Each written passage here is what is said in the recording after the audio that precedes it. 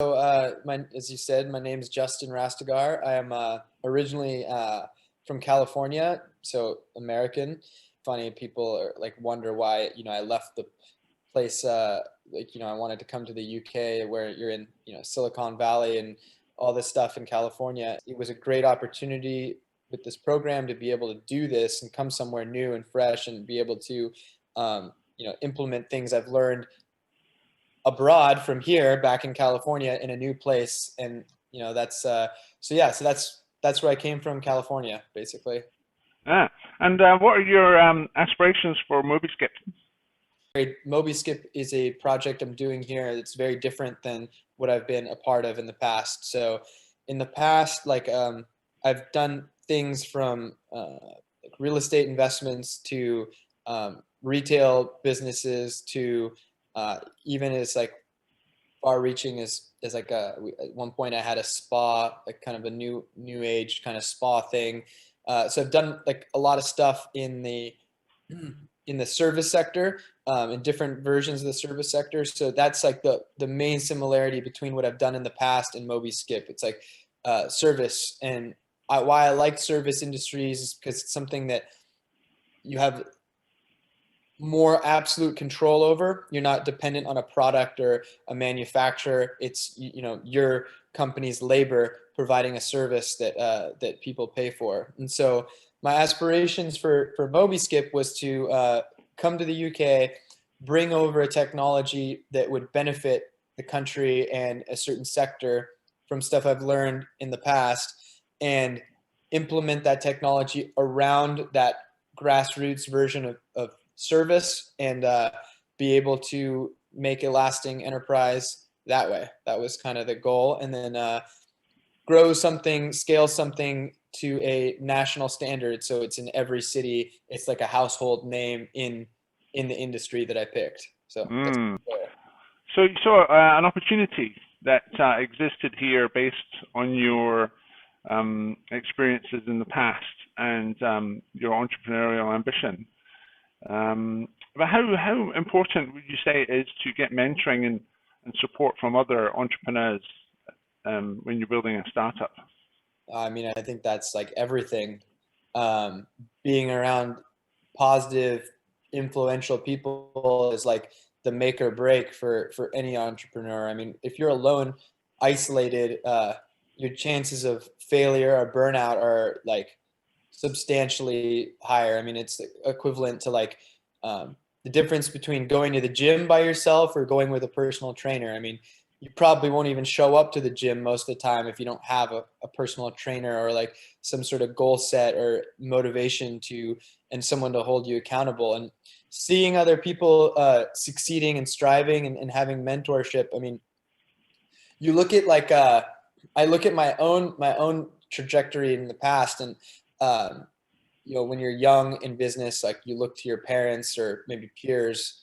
But for me personally, it wasn't until I had some sort of a mentor type that anything ever really even happened to me with business. So to have it curated into a program for you, I mean, you can't really put a value on that. I mean, it's probably the most important thing. And with the mentors that we have in this, between you, James, and Mike, people that have been there, done that, seen things before, also still open to learning. I mean, it's a huge leg up in the world.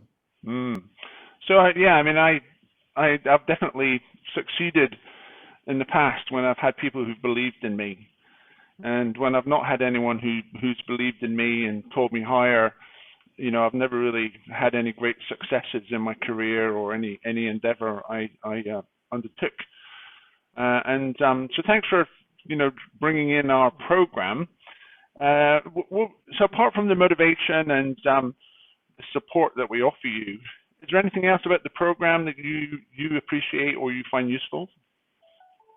Well, yeah, I mean, a lot. So I can start with the fact that I think that obviously there's competition in this space.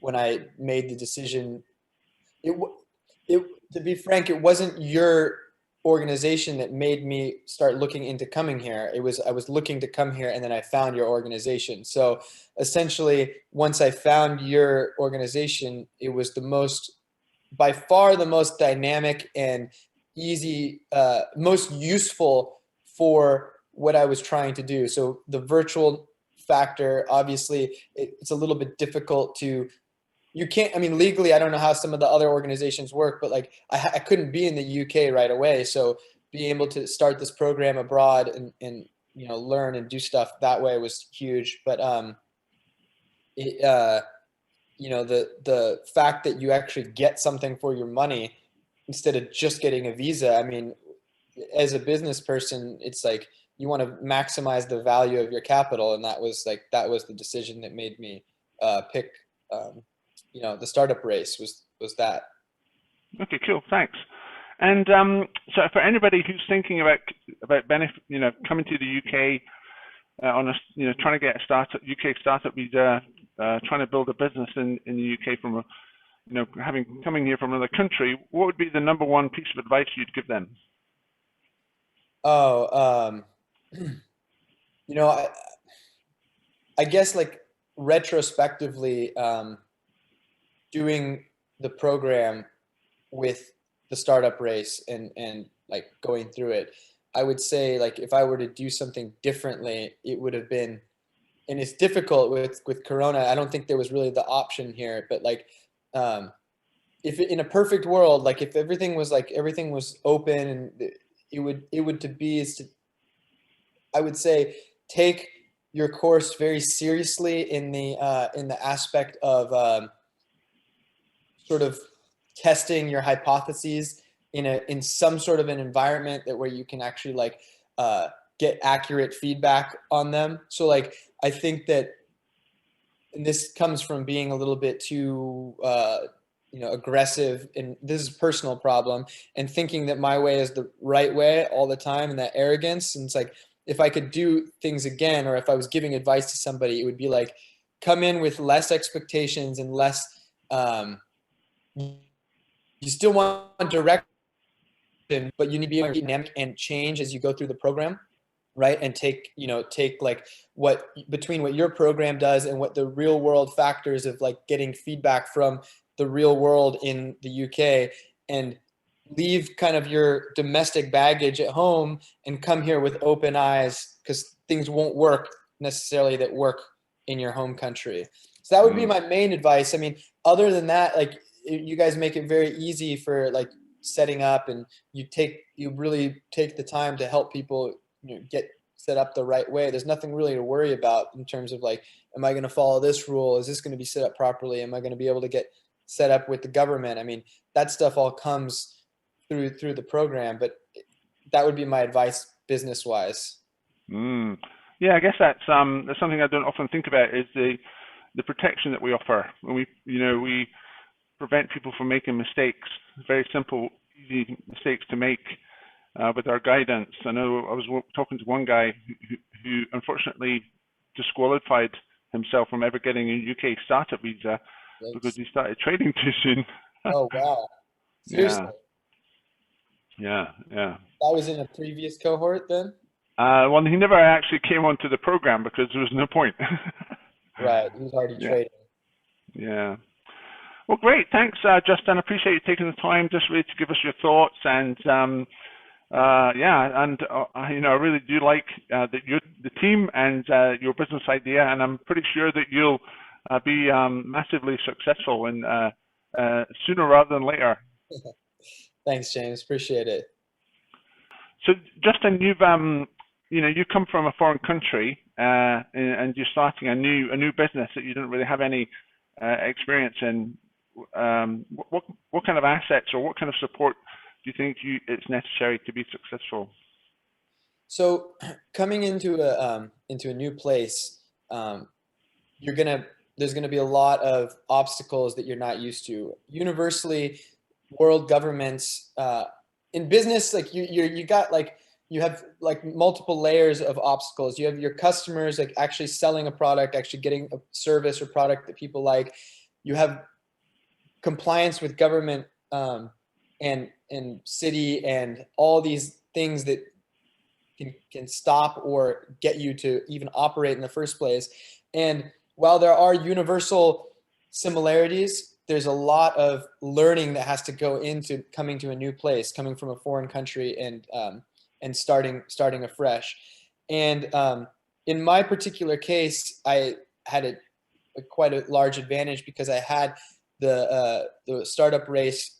So I had yourself, James, and Mike to lean on in cases of like, hey, how do I do this? How do I set this up? What's the best route here?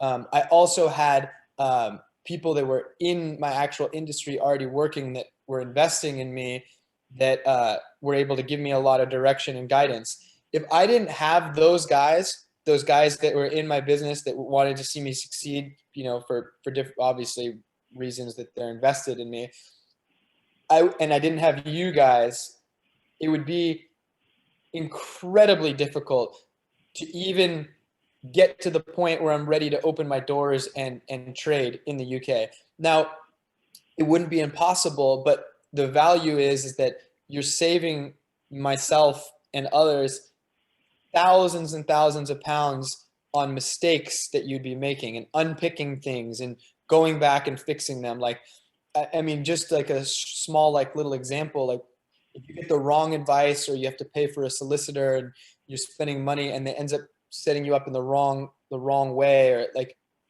something happens like that, not only will you've lost that money that you've spent on doing that, but you've actually gone the wrong direction. So you have to undo everything you've done and then spend the money again to get going. So saving an individual the time of all that gives you a head start that is just like, you know, priceless. Again, it's absolutely priceless because you got enough stuff to worry about in the world, and these little things that will really eat you alive if you're not if you don't have that mentorship and that guidance.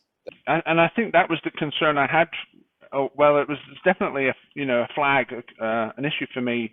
You know, you're coming in, you've got the entrepreneurial spirit, you've got the the experience in selling stuff. A lot of people don't have that. But you haven't got any experience in your industry in the UK. But the thing that covers that and gives me hope is the advisors, and you're benefiting from other people's domain experience.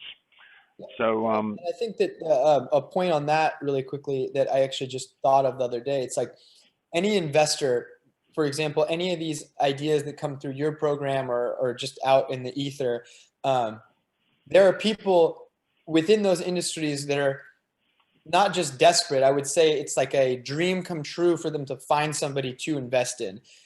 The biggest difference between why people don't just get money thrown at them left and right is why, how does that person know you're going to succeed? I mean, people come to people like you and Mike every day with ideas. Hey man, I got this great idea. Like, would you, if all I need is like 100,000 pounds and I'll make you 1,000,000, and you have to then see like, well, am I going to throw away 100,000 pounds? Or, and if you really believe that that person can do it, I think that you would give them the money.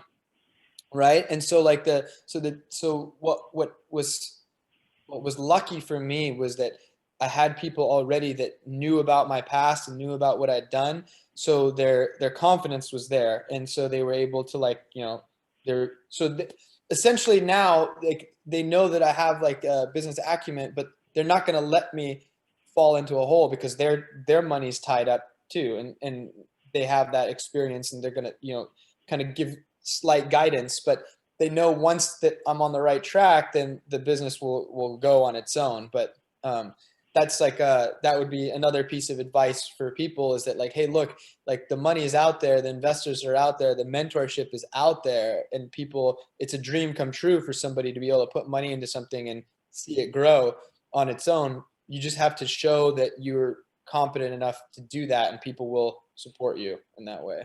yeah, yeah, and that's something we've heard from other investors.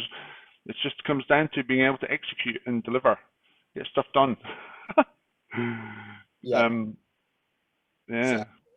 And so like for all these guys coming in, like if they can show that they're doing something and they're making money, you don't even have to do it for that long. Like even 6 months of turning like turnover, even if you're losing money, a mentor or like an investor can come in and look at that and say like, hey, like this is good. Adjust this, turn this knob up, turn that knob down, and this will be a fully functional enterprise. I mean, there's TV shows about it all the time about like fixing businesses, but what a investor or a mentor wants to see is that you can do something, anything Mm. at all.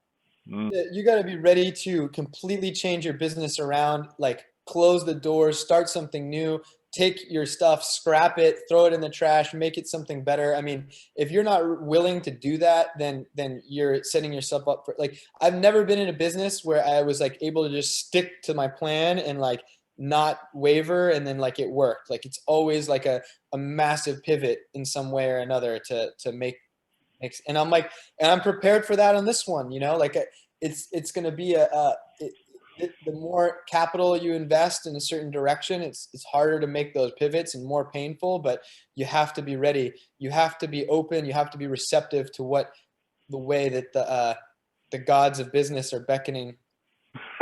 Yeah. You can't change the winds of change. You got to just go blow with them, you know, set your sails to go that way. And, you know, all you got is your rudder to kind of somewhat adjust you. But yeah, if you go back to the fundamentals of business, like go way back in time to how trade and business started, like you couldn't, like if people were starving, you couldn't like be selling massages.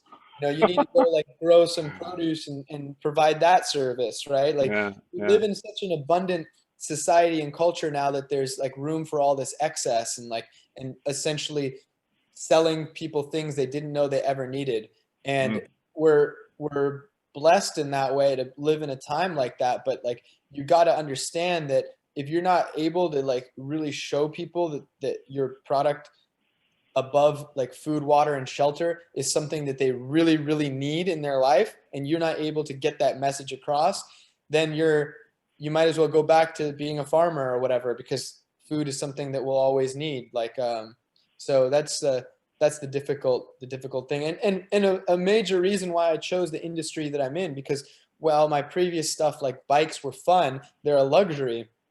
So you got to have a a way of selling to people, or not selling to people, but showing them why they need something they don't really need, and that makes it a lot harder. Whereas like the industry I picked this time, I know that everybody needs me, Mm. no matter what. They'll Mm. always need me. They'll always need me. I just have to show them that I am the best me that they need, and not the other guys, right? So Yeah. that, I think that's what I've learned with this program. You know, running events and you know introducing entrepreneurs to investors. It's all very nice and you know it's fun. But helping people who need to get a UK starter visa, who really needs you know guidance and support, you know, to increase the chance of being successful, it is a real need that they have. And so my job is very much like yours, to be the best in the UK, and that's one of the reasons why I wanted to interview you, is to help people understand, you know, what makes us different. yeah, I mean, if I have a minute more, I could talk about that for a second. It's like the difference is like, because I did like, I mean, I'm a obviously, you know, any choice you make in this position, like especially like again, coming from my personal perspective, I'm coming with a little bit of money, and like I've had success in the past, so you know I can afford myself the opportunity to search around, pick the best one. Like in my case, like I had every option out there was open to me, and I could explain to you why I picked your program in a little bit more detail, and I think that would help with you know this message that you want to get across to other people. And you know, but I'm looking at it from the perspective of somebody that maybe doesn't have a lot of money, and is trying to do this, right? Or maybe maybe they're saved up, they've worked a 9 to 5, you know, they were getting paid well, but they put a little nest egg and they want to like break away and do this. Or maybe they're coming from a country that just doesn't have the opportunities, and the UK is like this blossoming flower for them, that if only they could just be there, they could do it. Like how many countries I've been to where they like people are like, oh, if I could just drive for Uber, that I would make it. My life would, and they don't have those opportunities in their country. So anyway, so coming to the UK and making that choice, like if I was coming from a position where I had no money, I still think I would have picked your program, because like the most of the other programs out there provided a solution, which was the visa, but it was just like pay, no support, right? Maybe even a little bit less expensive than your program, but and maybe less work. That was a factor for me. I was thinking like, hey, if I just pay money to someone else, I'll just get in and I don't have to do any work. But there was just no value in that. Like and capital is a like super valuable asset to have. So if I'm going to spend my hard-earned capital, I want as much value as I can. And speaking with you, speaking with Mike, like seeing your whole program, first of all, also too, like there's a personal touch, right? Like these other ones were boiler room like stuff. You just fill in what you're doing. They go, yeah, you're approved, pay us this much money, and then do X, Y, and Z. We'll never talk to you. We'll never do anything. And then you get your visa. But for your program, having somebody kind of guide you along the way and keep you, like what keeps me going, like I get motivated by our weekly meetings. Like I want to be there, you know, like and having that, like you can look at it as a burden or you can look at it as something that is very valuable. And I think that it keeps you focused. Like I don't want to show up to our meetings and not have anything to share. I don't want to show up and have no progress. Like I don't want to show up and like, and I think the more of a whirlpool effect that you get of the other entrepreneurs doing that, the more it supercharges everybody. Like, because if you have like, you're always gonna like your lowest common denominator is always going to be a factor. And if you are in a program that doesn't have anyone that's motivated or not willing to put in the work, you're going to get suctioned down to that lowest common denominator. Now, everyone in your program has to do all these like tasks and things and keep them on track, and you hold them accountable in like basic way, not in a negative way, but to some degree, like I see where everybody else is, I see where we are, whatever. That helps, especially it helps for someone that's a true like a business person, because you have that competitive nature, you have that. So it's a positive thing all in all, I think. So that was the value that I saw and see in your program over all the other ones. Cool. Wow. Well, it's great to get that insight into. Obviously, we're we're very busy serving the people that on our program. We haven't got much time to research what other people are doing. So I do appreciate you let me know what it's like out there. And I this principle of what is it we earn on average, the same as the 9 people we hang out with. The sum of 5 people you hang out with the most, I think, is like the most commonly way it's said. Yeah. So you just need to hang out with richer people. Yeah, I mean, with I taken it a step further, it's like my gym friends that I hang out in the business world, right? Because they only care about money. There wouldn't be the right people to go to the gym in. But then I don't hang out with the gym people when I'm talking about business. I hang out with the rich people. So you got to like, and then like you got to hang out with the best motocross guys if you want to get faster. You can't take your gym people to the motocross track because then they'll drag you down. You got to pick the best in every single industry, and that's what your program provides. Is you have yourself and Mike that are like forgive the term, but OGs, original gangsters in this in the business world, and you set the anchor, right? So then everybody else kind of like is like around you two, and like, and I think the cool thing is that you're running a successful business in itself, and you get to talk about that as well as like how your business is going and all that kind of stuff with us, which is a cool part of it as well. My job is to get the best people who are around into the program. Yeah, I think that I think the challenge like moving forward would be like the difference between just taking on the business and making sure that you keep that like kind of like Harvard, Oxford kind of standard, where like maybe less is more in the way of like keeping higher profile people in, so then like the word gets out, like, hey, you want to, like, for example, a lot of my friends got into Y Combinator, and a lot of them didn't need it. You know, they'd already had a couple successful businesses in Europe, and they had all their own money and whatever, but they did Y Combinator at an expense to them because it's Y Combinator, right? And because the people in that group were like, for example, I real quick, and then I'll let you go. I know that, like, but having a saying that you're in an incubator gives you an acumen in the business world in itself, right? So like for me, like going out to like people were, even though I already had investment lined up for myself and others, saying that I got accepted into an incubator gave me a big advantage, right? Versus like, oh, I paid a lawyer to get me a visa. Ah. It's like, no, I'm in an incubator, right? And they're like, oh, what does that consist of? It's like, oh, weekly meetings. I have like, and by the way, one other thing too that you're gonna like, and I'll just tell you this, like off the, well, we can keep it on the record, but it's funny, is that it keeps the people, I can use your program to keep people outside this program accountable.